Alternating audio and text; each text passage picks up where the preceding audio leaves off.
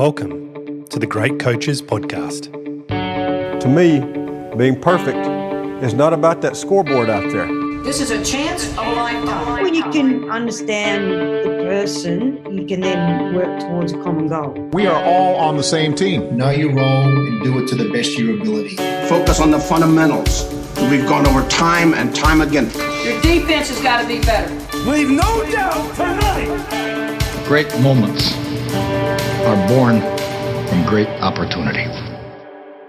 Hello and welcome to the Great Coaches Podcast, where we explore leadership through the lens of high-performance sport by interviewing great coaches from around the world to try and find ideas that can help all of us lead our teams better.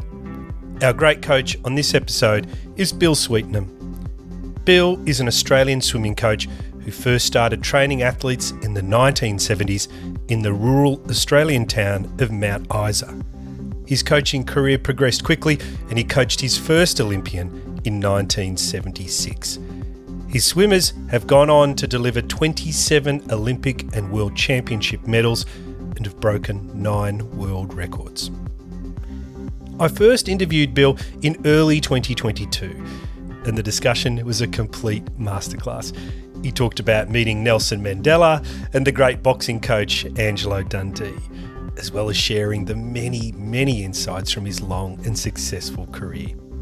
We stayed in contact after the interview, and Bill would occasionally add me to emails that he sent to friends containing his observations on sport and life. There was one particularly special one that he shared, which was a book he had written for his own grandchildren after visiting Africa. I recently had the opportunity to visit the part of Australia where Bill lives, and I asked him if he would be open to another interview where we could discuss some of the ideas he had shared in those emails with me. Today's podcast is that conversation recorded in June 2024. We cover mental health, team collaboration, and the value of volunteering. Bill was very open and introspective as he was in the throes of finishing a book he called Ignorance Screams Whilst Wisdom Listens. It was a great experience for me to spend time with Bill, and I hope you enjoyed the interview as much as I did. And just before we go to the interview, today's podcast is brought to you by the Macquarie University Business School's MBA program. Designed to empower, challenge and transform, the Macquarie MBA gives you the business skills and knowledge you need to succeed in an evolving global economy. The program bridges the gap between theory and real-world application, bringing together world-leading professors, executives and industry partners to teach you how business can be used for good. I have just started working with the team at Macquarie on some projects and can attest to the quality of the people and material. To find out more, search for Macquarie University Business School's MBA. And now please enjoy my interview with Bill Sweetenham. You're listening to the Great Coaches Podcast. I find it fascinating talking to people like yourself because you're in sort of rarefied air. I mean, it's not what you've chosen to do with your life is not something that many people have done. And actually, I want to start with that question if I can, because you asked me that on our interview. You said to me, Paul, how do you define leadership? And it really threw me a bit when you said it. So I want to turn that around and ask you how you think about leadership now in the context of politics, military life. I'm probably seeing it a bit different than most. In my experience and my view of leadership is that leadership must have the word visionary attached to it. You must be able to see the future, to lead people. Confucius said that to know what's ahead, you have to ask people coming back. So you have to be able to see at least a future or have the ability as a true leader to manipulate the future to suit your model. So the greatest leaders that I've known looked at it and said, well, the pathway I'm on or the vision that I have isn't going to work. So I have to create a new environment where my vision will fit and take that on. Now the danger with leadership is that people try assume leadership before they learn man management. You have to have successful man management. So achievement has got to be a part of leadership. You have to have achieved in your area of strength or area of expertise certain levels to be able to create a leadership vision. So it's no good saying, well, I haven't achieved anything, but I know where I'm going. No one's going to follow you. So you have to say, look, I've done it, I've been there, and I think this is where the future lies.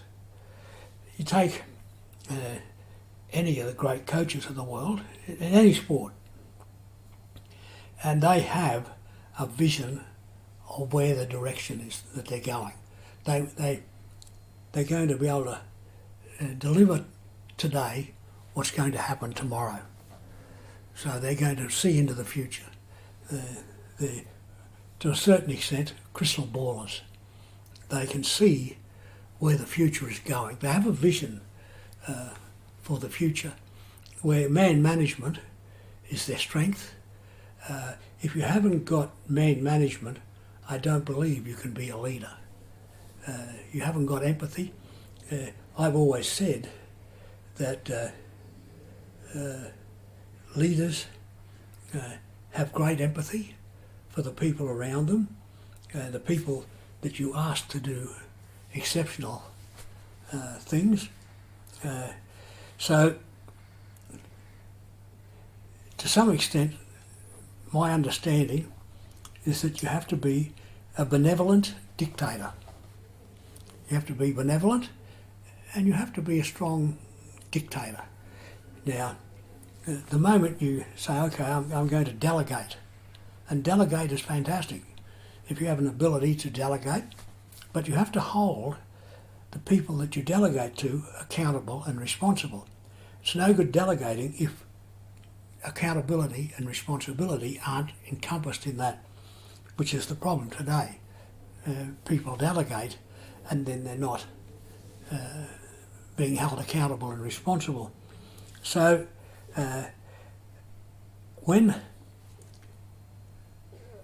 trouble strikes in tough times,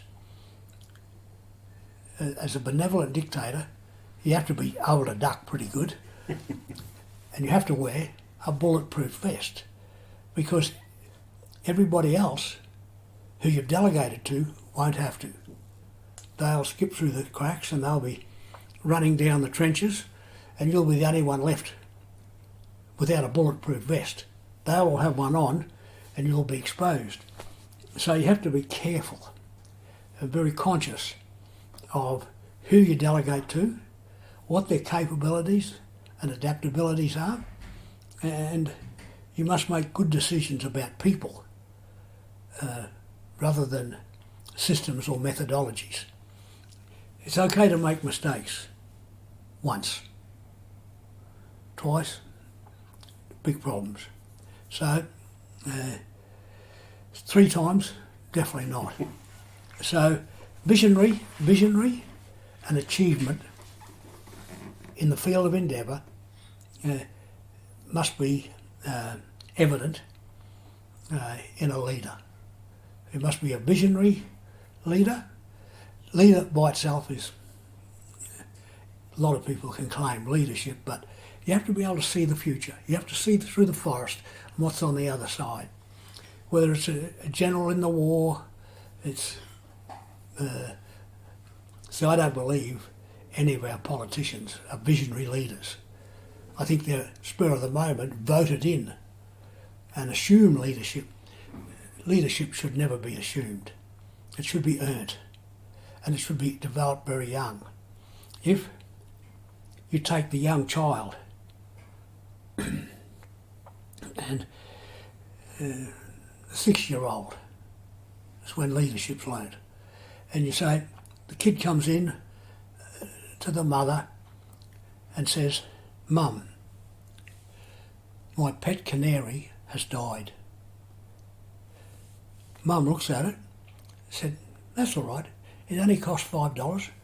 Put it up there on the bench and I'm going for a run now. We'll go and buy one later. The child's thinking, that belongs to me.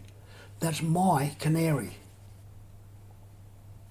I don't like the way Mum's treating it. Or Mum says, look, let's go and flush it down the toilet. We'll get another one tomorrow. Kid's thinking, but that's my canary. There's many options there. The right option is Mum says to the child, look, you're suffering from grief at the moment. That grief is like a wave. It's going to come and it's going to go. And there'll be times when you feel grief and you'll feel relief. Grief and relief are very different. So when you feel grief, I want you to come and get me. And we're going to go out to where we both buried, with a little cross, your canary. And we're going to stand there and remember the good times and appreciate what that canary meant to you. That's the right decision. But very few people have the time, the understanding or the energy to do that, to take that action. But that's why children today have mental health issues. They don't get treated with respect at a young age, and they don't learn leadership at a young age. And that's part of learning leadership. That I went and studied with a man called John Medina, who wrote the books Brain Rules for Baby or Brain Rules at Seattle University. And everybody in his laboratory suffers from a brain misfunction of one sort or another. And he said, Bill, the only way I can understand is if I work with these people and I teach them and I engage them. And I think that's the only way you learn. If you engage with people, you understand them and you have empathy. So when I say benevolent dictator, I put the effort on benevolent. I understand. That because you're going to make decisions that impact, as a leader, impact a lot of people. And you make poor decisions, you're going to have poor impact. You've got to make decisions. So part of that decision making is to have benevolence, to have empathy and understanding. And starts the young child. Forbes Carlyle, great swimming coach, wrote a quote called, "As the young twig is bent, so shall it grow." Everybody that reads that quote thinks technique, physical growth. It's as the young twig is bent, so shall it grow mentally. As the young twig is developed, so shall it grow. There's a mental aspect to it. You've got to look after the mental aspect of every young person you come in touch with, and they're all different. No two people look the same. No two people are the same. So maybe you've got to take a different approach if you want to really develop the great skills of any one individual. It can't be done on a bulk buy. One size fits all. Bill, can we talk a little bit about mental health? Yeah. You, in the notes, you write these wonderful notes, and you know, I get copied on them occasionally, and you had a line in one of them recently that caught my eye. You said, "I have never had to repair the mental or physical areas of achievement and continued improvement." And I read it, it caused me to pause for a minute and sort of stare out the window and think, can I claim that? I'm not sure I can. I couldn't categorically say that my quest for performance may not have caused some kind of wound. I don't know how deep it might have been, superficial or not. But was this outcome something that you were always focused on? Yes. Or is it something that you've just now become more cognizant of? Always focused on it. You judge yourself as a coach, not as a trainer. you judge yourself by the least talented swimmer in your team, the least talented athlete in your team, and maybe not your team, in the team. Who is the least talented? Now, do they finish the season and do they finish their life's journey having achieved? Mightn't be an Olympic gold medal. It might be I swam my best time in the best competition I could go in. I feel good about myself. I feel good about what I've done. I feel an exceptional sense of pride. We tend to judge ourselves on the most talented athlete in our group, and that's not a good way to judge yourself. You judge yourself on the least talented. And I always ask the athletes when they come to me and say, Bill, I think it's time to hang up. Children retire when they no longer improve. They can continue to win, but if improvement is not part of the achievement, if you can achieve, I won a gold medal at the National Championships, but I didn't do my best performance. That's not what, that will create mental health, because they will struggle with that into the future. You've got to say, look, I want you to really look at it, and we want to go to a new level where every athlete on the team, including the least talented, not the least committed, the least talented. Talent and commitment are miles apart. So you want to say, I want to work with every swimmer, every athlete. I don't want to just work with the top ones. A lot of coaches do. I'm not one of them. I want to understand at the end of a big competition, I have to stand in front of the mirror and say, whether it was success or failure, was it me? Did I create success or did I create failure? And you look and think about the least talented swimmer, athlete in your program. And if you can't say that about every athlete, then you've had a mixed result. A mixed result, it's easy to take credit for the great athlete who would have done it anyway, whether you were coaching them or someone else. But that other athlete who gave it everything, gave it their all, and had a great appreciation of commitment, enthusiasm, didn't achieve their best. So you're accountable. As a coach, you're accountable, you're responsible. So I always tried to honour that responsibility, no matter what level I coached at, or which group I coached with. It's easy, I see coaches all the time saying, oh, they were lazy or they didn't try. That's their fault. If the athlete's not trying, it's the coach's fault. The coach has to find that key to spark the enthusiasm and ignite that flame and that desire.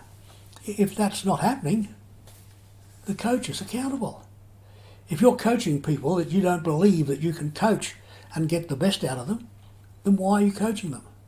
Why haven't you said, look, I think in your best interest, there's another coach across the road or down the street or somewhere else who will ignite that flame for you. So I think you have to believe in the athlete. You have to believe in their capability, their adaptability to your type of training. If they can't, you have a responsibility to push them on to someone else, saying there's a better program for you somewhere else.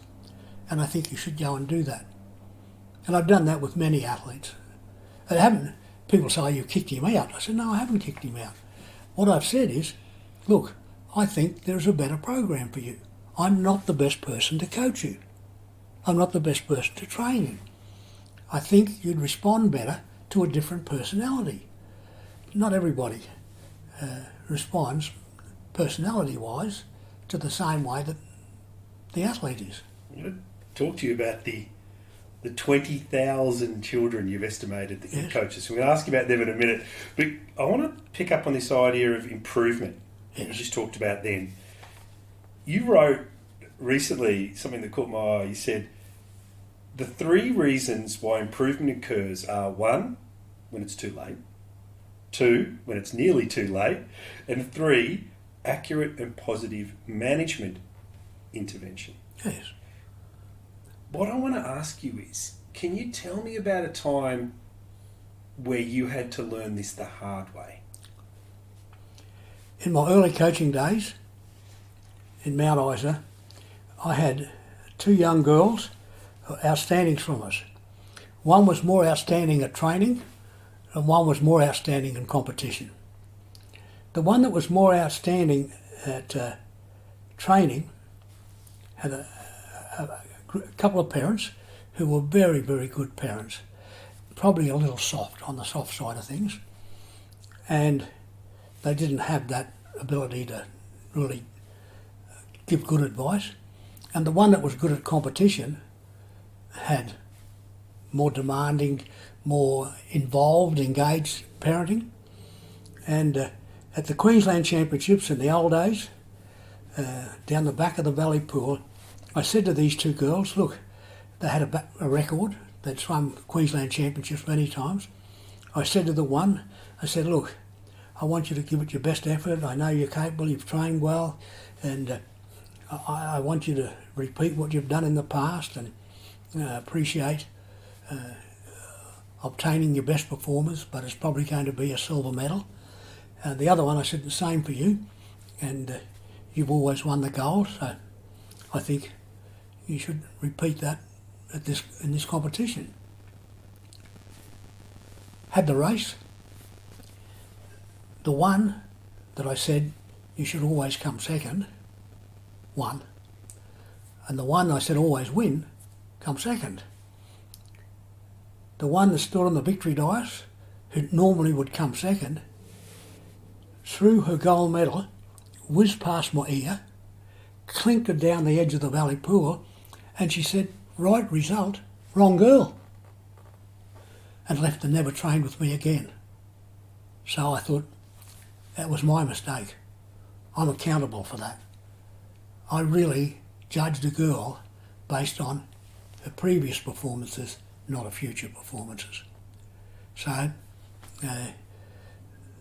that's probably one of the best lessons I learned in my coaching career. I never repeated that again. Never, ever repeated that. I learned to talk to each athlete individually. Never took shortcuts. Shortcuts in athlete discussions ends up in shortcuts in athletes' results. So I think you learn, and that's what I talk about, that I learned to train based on my experience as a swimmer before I learned to coach. So I think all coaches, all trainers must learn to coach before they learn to train. But everybody in sport, nearly everybody, very few, come from an athletic background in that sport. Every rugby league coach, every swimming coach, they come from a background in that sport. And one of the great French coaches, I talked about a coach called James Gibson, who I work with in Britain, and he's now a great coach, very good coach. And I talked to this, his head coach in France, and I said, how's James going? He said, Bill, I'm not going to answer that, but I am going to say that every great athlete must spend 10 years in the developing area before they coach senior athletes. And what he said was right. Athletes come out and coach either the way they were trained or the way they thought they should be trained. So if they thought they should have been trained this way, that's the way they coach. They thought they were trained correctly, that's the way they coach. So the legacy of experience sometimes can be more harmful in the short term before the lessons are learned. And I always laugh, Michael Bowl. Don Talbot used to go and watch Michael Bowl's program every Monday. I think it's because he liked to play golf on Monday afternoons. And I knew Monday lunchtime I was going to get a call from Don saying, Bill, that bloody Michael Bowl, you bloody trained him too hard when he was swimming with you, and now he doesn't want to give anyone any hard sets or work, and it's all your fault. So all of a sudden, it's my fault because Michael Bowl wasn't a tough enough coach or a strong enough coach. I used to hang the phone up and pretend I didn't get the call, but I got it every Monday. And I ended up saying to Michael, tell him the story, and Michael was quite good. He understood it. But in Don's view, I was the person that stopped Michael from being a great coach because I worked him too hard as an athlete. And so I went back to all my ex-athletes at that stage and I asked them, I said, I have 3 questions. When you're swimming with me, did I train you too hard? Was I too demanding? Everybody. They laughed, joked about it, but everybody I asked said no. I said, okay, did you feel you achieved your best result swimming with my program? They all said yes. That was the third one was the most difficult one for them. I said, given your time again, would you swim with my squad and train with Bill Sweetenham? They all hysterically laughed, said, of course not. But they all come back eventually and said, yeah, of course we would, Bill. But you have to ask those 3 questions with every swimmer that retires, whether it's less achievement or less accomplished athlete or the most accomplished athlete in the team. And I use the word accomplished because accomplished means in all facets of life. I have a belief, myself and Eddie Reese believe the same thing.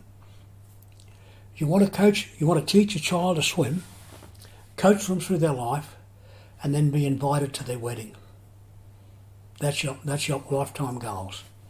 I want to teach them to swim, coach them, develop them, and then when they retire, you get a note in the mail saying, I'd like you to come to my wedding. And that, if you get that, you've achieved. I'm going to ask you about achievement, but I want to wait a little bit too, if we can. Yeah. I want to circle back and talk a little bit more about teams, if we can. There's another great quote again, it comes from one of the notes that you circulated. You say, the athlete is accountable for the application, the trainer for design, and the coach for implementation of accuracy. Yes. Now, your record stands as testament to the power of this collaboration, this idea. But when it comes to getting that collaboration right, what do the best teams do differently? The best teams, in my view, and you'll probably get a few other opinions on this, the best teams, I think, have a unified goal that everybody can buy into. Remember, you're dealing with a team of in swimming, males and females, 13 through to 30, big range of ages, Australian team today, US team. So you've got a wide range. Setting up goals, achievable goals, and then it's how you handle the individual within that team. So I always say that every athlete, especially the less talented, has to improve at the rate of the team or faster. So it's no good if it moves on and everybody stays in that same spot.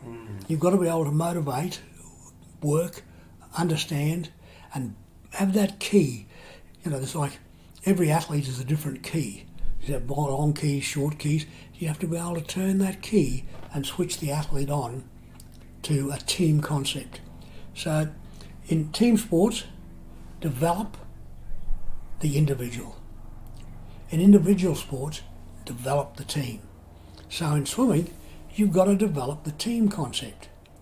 It's a very personal and concept, but you've got to develop a team concept in an individual sport, and you've got to develop the individual in a team sport.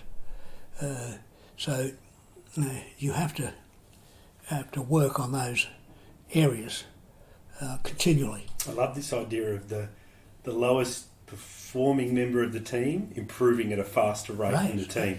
It's a simple idea, and it again I've read you where you've written that before, and it pauses you to think and get you to focus on maybe some of the non-star players in your team. Yeah, you've got to. You have to concentrate on them. It's no good just if your stars perform well and adapt well. Adaptation is a part of improvement. So they've got to adapt to the environment, adapt to your coaching, and adapt to the team concept. So adaptation is an extremely important part of that. Bill, you've wrote a book for your grandkids. You based it on your trip to Africa, and you very kindly shared a copy of that book for me. And I have read through it a few times. There's such hard-won wisdom in there. Yes. And there's one area, there's in the book, at one point you say, always learn and prepare above the standard and level of your classroom, facility and environment. And it's aimed at your grandkids, so it's a wonderful idea. I sort of have paraphrased that idea into always be elevating your environment, which is another thing I often hear from great coaches. But it's kind of easier said than done. Okay. If you go, I did a review of Welsh rugby, and the coach asked me at the end, he said, Bill, what? I said, your problem is that your players play above their training facility and below their competition facility. You play all your major games at the main stadium in Cardiff. They have to play above that stadium. They have to play at a level beyond the stadium that they compete in. So if you're going to the Olympics in swimming, you better be ready to compete above the pool in Paris and the facility in Paris. If you're going to compete under it, you're vulnerable. Your objective is to compete above the facility that you compete in. Not the one you train in. You might train a pretty grotty pool out in the outback of Australia or somewhere else. That's easy to perform above that facility. You have to perform above the facility that you're going to compete in. So it's no good doing a competition performance in Sydney or Brisbane unless you're in a position to rise above the pool in Paris or the facility in Paris. And team sports make a habit of not performing above that facility. Home and away games. Why do teams compete better at home than they do away? They don't perform to the level of the facility, the grand facility that they're expected to compete in. So, but how can we bring that idea, how could your grandkids bring that idea into their everyday life? Classrooms at school, work environment, you've got to be prepared to commit and adapt above your work environment, your professional environment. If you compete, if you perform below the level of your work environment, then you better get on the bandwagon and say, I want to work from home, because that'll be easier. But if you're going to work from a team environment in a company facility, you better learn how to perform above that environment and facility, above the other people that you work with and above that facility. So I want my children to understand that. All of them have started work when they were 13, some sort of work, and I explained that to them, that you've got to be prepared to do that little extra. Don't just do what the job requires. give a little bit more. Do a little bit more than expected. So find a way to give yourself a winning point of difference by doing a little bit more than the work environment requires. Some coaches, we don't get a 40-hour week or a 20-hour week. We get an unlimited hour week. You've got to work until the job is done. And most coaches do. They don't advertise coaching jobs and say, oh, it's a 38-hour week, or it's a 30-hour week, or a 40-hour week. It's an unlimited hour week. I see adverts for sports science people or institutional jobs. And it's 40 hours a week or 35 hours a week. If you're employing people based on that, you're employing losers. You're employing people who don't want to win. You're employed to get the best out of the opportunity that's provided to you. And there's no limit. I may not be the greatest coach in the world, but my time at task is greater than any other coach in the world, so the advantage is with me. I spend more time studying swimming, working on the team, than any other coach in the world. And that's how I developed a winning point of difference. Well, let's talk about that. I was at the pool before anyone else arrived, especially in Canberra. Everywhere I've been, I was first on the job. I was there before anyone else, and I was there after everybody else. Eddie Jones has that simple aspect as well. But I'm not a control freak. I just want to be time at task person. Sometimes when I listen to coaches like yourself speak about that, and I look at it through the lens of life as a CEO, I think it's an unhealthy level of obsession and would lead to burnout. I've been doing it for 50 years and I haven't burned out. No, you haven't. So I need to probably check my thinking on that. So my passion for performance is greater than any other coach I know. I think you're in a position where the passion renews your energy, and if you're in a job, you do need time away from it to renew your energy. Yes, you've got to have recovery time, personal recovery time. Every Sunday, I have 4 hours Sunday morning where they belong to me. I have 4 hours, no family, no partner. There's 4 hours Sunday morning where Sunday afternoon, it's all about family. But I separate them very distinctly. Sunday morning I read, I have a room which I can go to, and I spend it for Bill. Me time. And I think everybody should have that. And rejuvenation time, I think really important. But you don't take rejuvenation time at the Olympics. You've got to do that before the Olympics. So you go and do that before you go into battle. You don't want to go into battle feeling tired or worn out or depleted. So, can I talk to you about self-belief? Because another Billism, as I should probably call them, another great one I got from you was excellence will always be out of reach of your comfort zone. I think a lot of us know that one. But then the second part you say is, and always within reach of your self-belief. Yes. And I love the second part of that. It really caught my eye. Have you found any techniques that are better than others when it comes to building up self-belief? Because it's a tricky one. It's a difficult one. I've never had a problem with self-belief. You have to understand the difference between confidence and arrogance. Arrogance is telling everybody you can do it. Confidence is telling yourself you can do it. And you tell yourself, but you don't tell others. That's arrogance.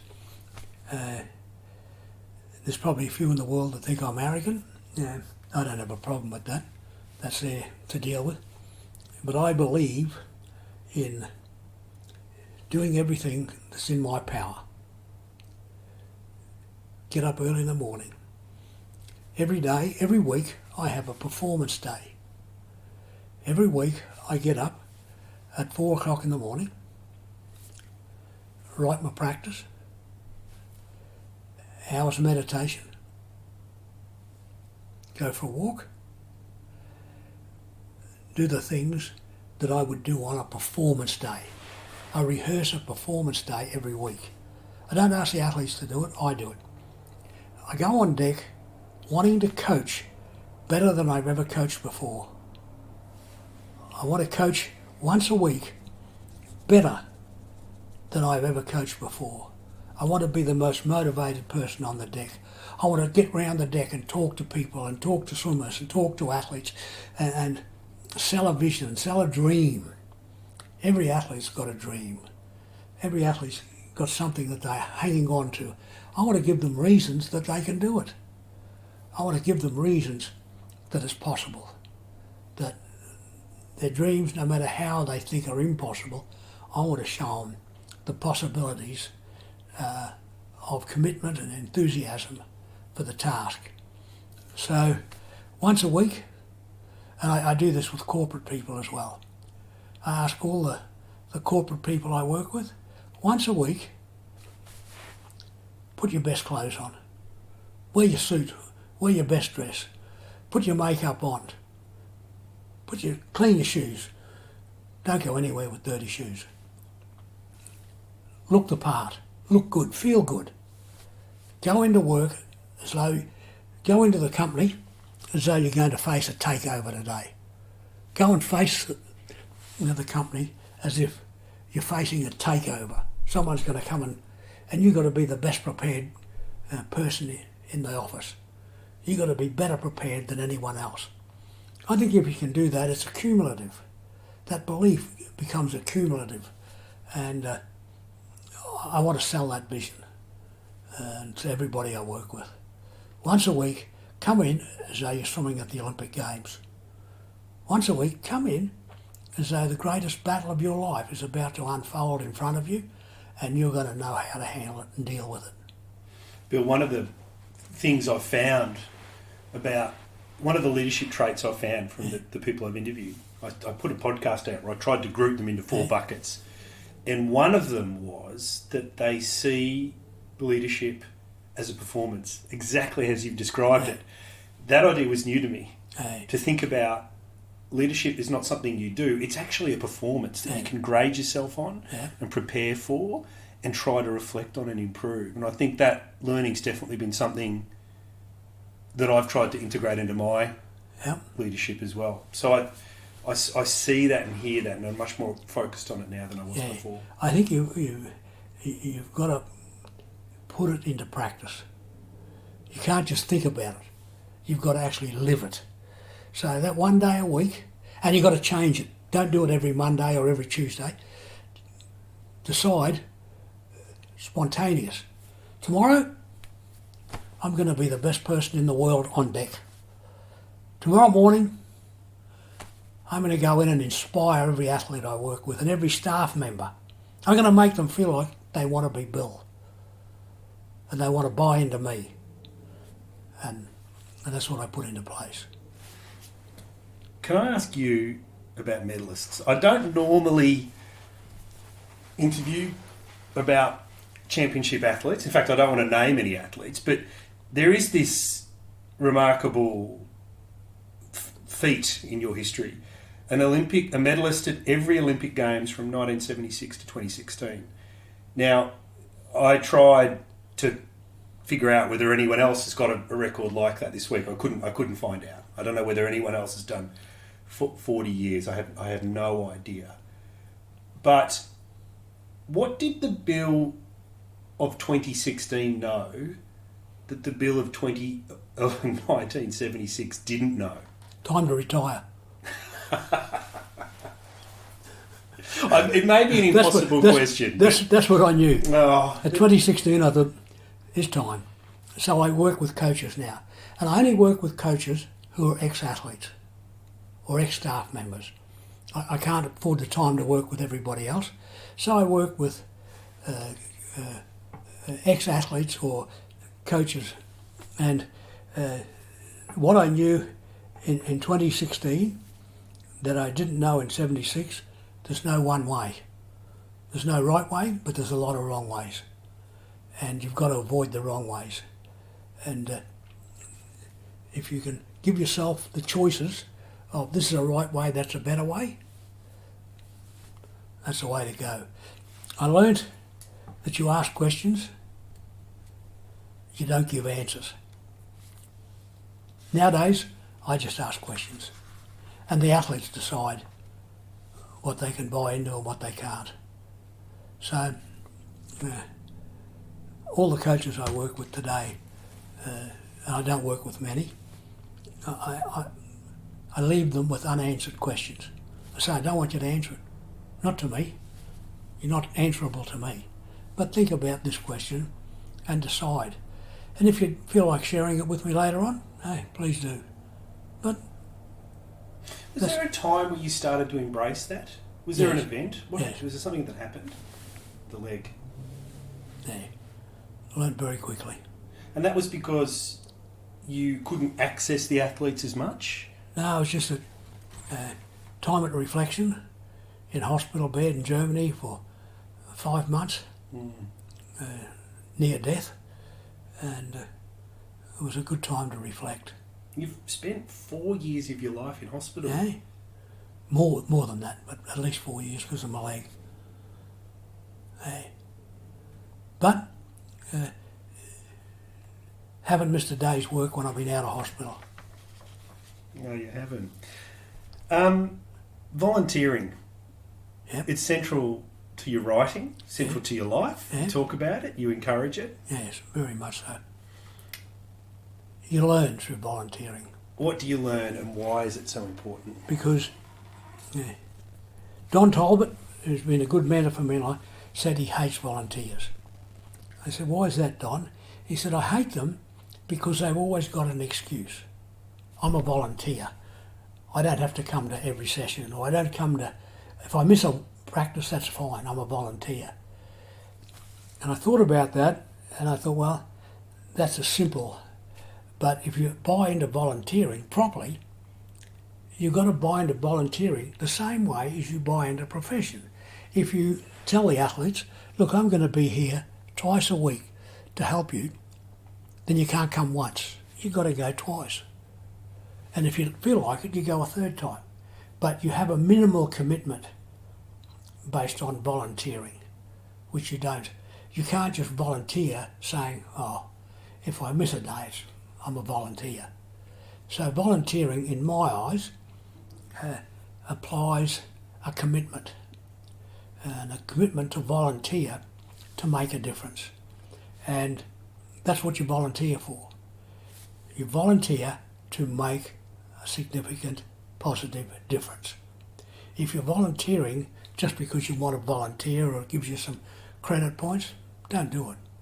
Volunteer because you want to make a significant, beneficial improvement to those that you work with. So I think that concept is really important. You've developed this love of coaching, volunteering, mentoring, and you did it without those aspects being present in your life as a young person. Yes. It is not strange, but they've come from somewhere.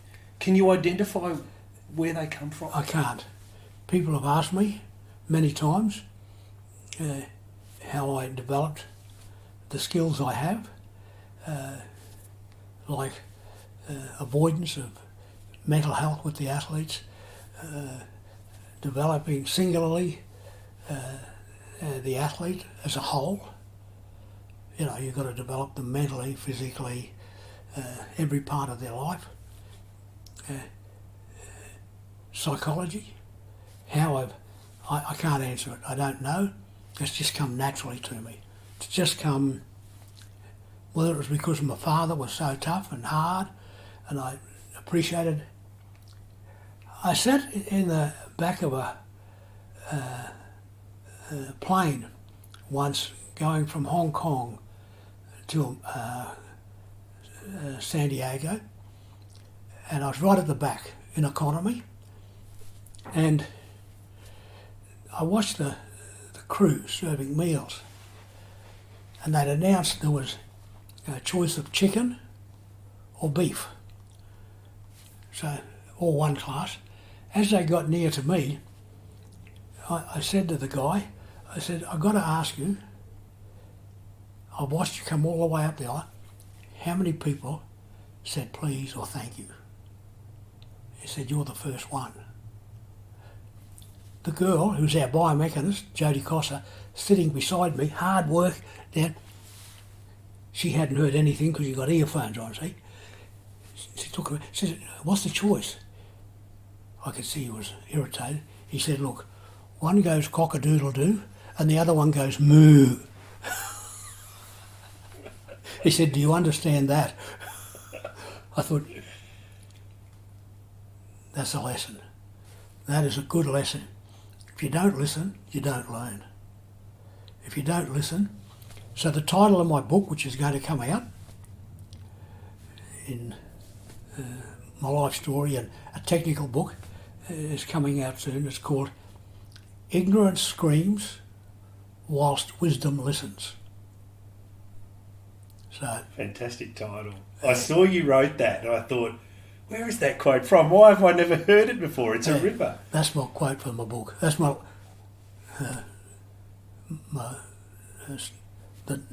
name of my book. Wisdom Screams, Wisdom Listens. So you want to have wisdom, you got to listen. You got to read, you got to understand, and you got to appreciate lessons in life. You call it listening, but there's also a degree here, and Eddie Reese does this too. I've read, it's no wonder that I think you two are so close. When I was researching Eddie, he's known for his observation skills. Yeah, and absolutely. I think when you say listening, even in that story you just gave, there's a degree of observation. Absolutely. You're seeing things that maybe others don't see as readily. I think the great coaches, I've learned from great coaches.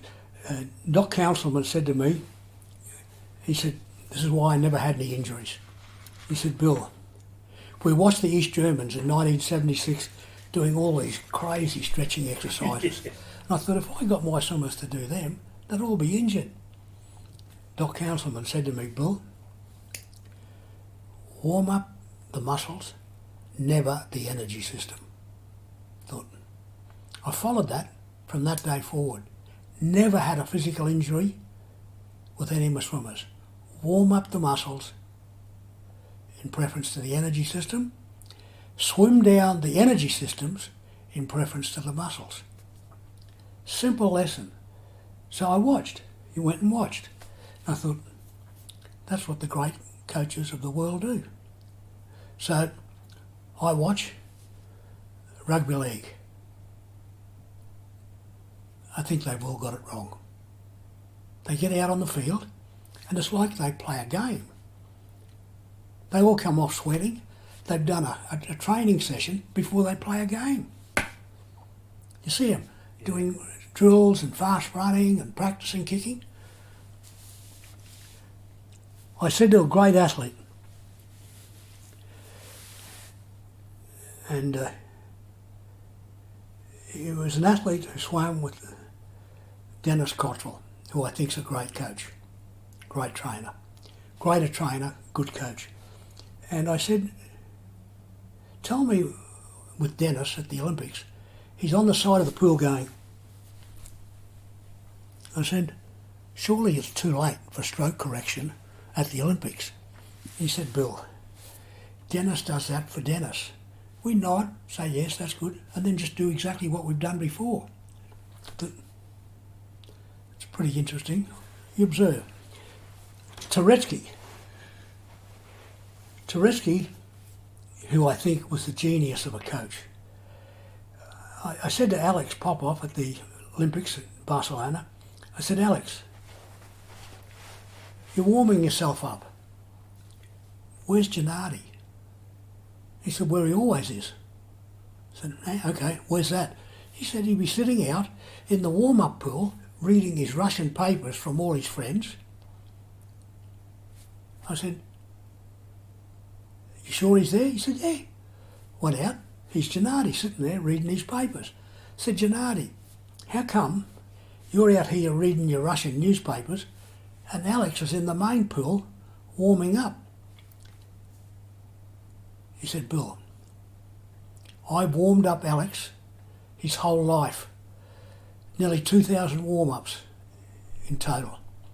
If I haven't taught him how to warm himself up by now, it's too late. He knows I'm here. He knows where I'm sitting. If he wants anything, he comes and sees me. Now that, to me, is a coach. That is what coaching's about. It's not standing on deck giving technical instructions. So I asked a great swimmer about a coach at Barcelona, and I said to this swimmer, it was Kieran Perkins, I said, Kieran, where's Johnny Carew?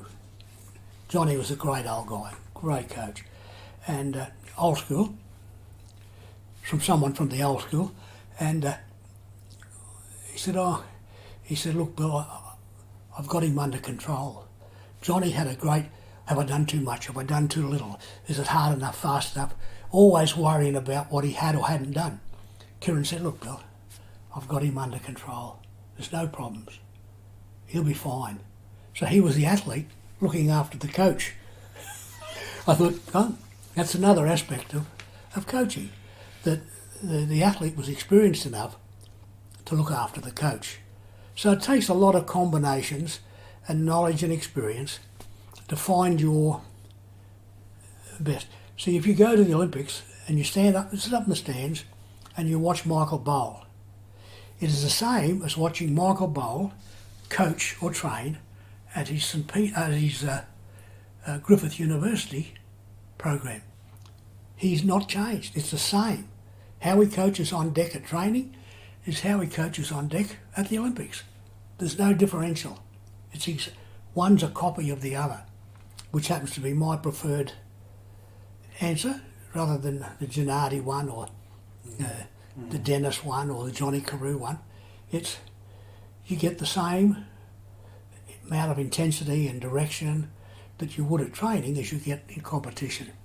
So there's a lot to be said for being consistent as a leader. Yeah, it's only one way, consistency. Mm-hmm.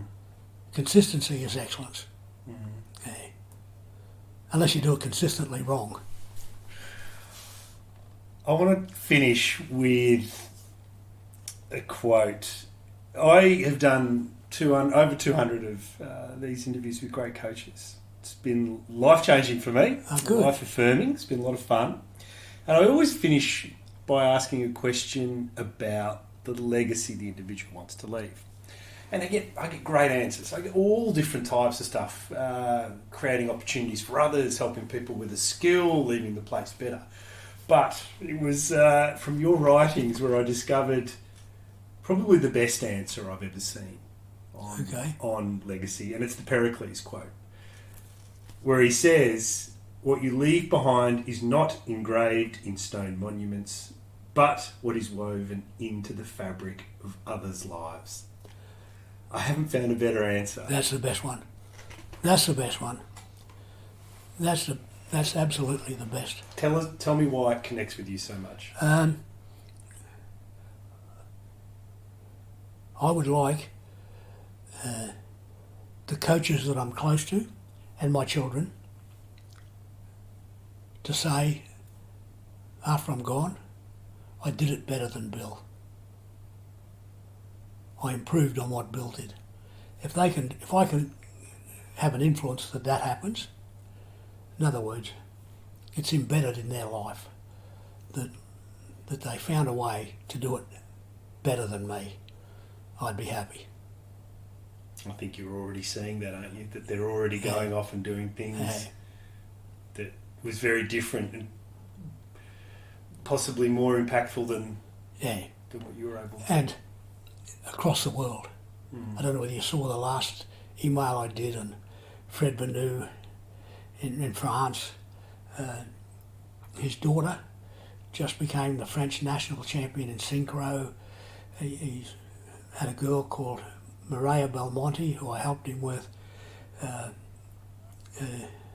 Michael Bowl, Melanie Marshall with Adam Peaty.